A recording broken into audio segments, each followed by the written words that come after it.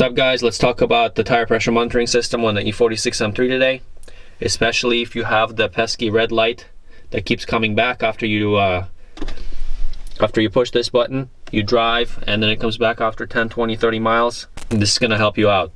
So contrary to popular belief, the car doesn't actually have pressure monitoring per se. Like it cannot tell you like, hey, this tire is 30 pounds and this tire is 40 pounds. What it does is that per axle basis, so front or rear, it compares left to right tire pressure by looking at rotational speed differences.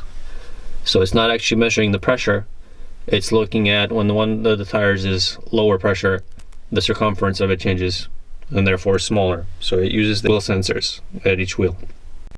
One of your tires loses pressure for whatever reason, and then the system turns on, warning you.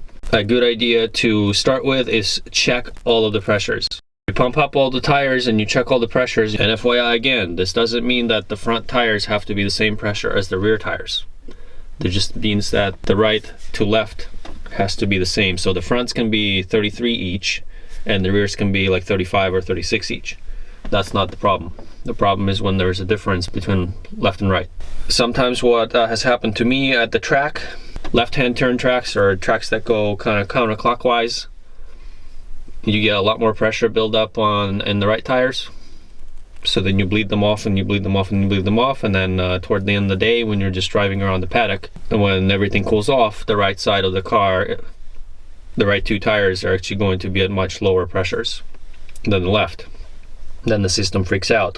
And then I would change from my track tires to my street tires to drive home, and then the pressures are normal again, and the system continues freaking out because it doesn't know what's going on. So if you keep having the red light come back on after driving for, I don't know, 20, 25, 30 miles, sometimes it's less, sometimes it's more, what you need to do is you actually need to make the system relearn what the pressures are and what the circumferences are.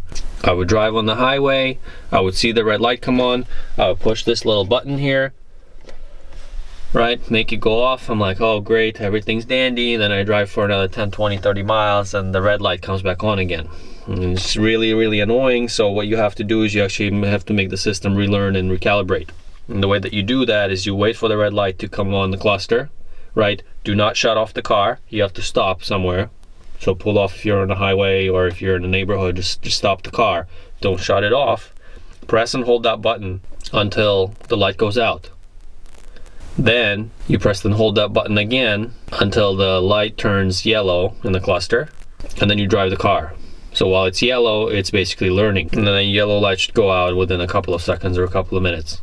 That's how you make the TPMS system relearn.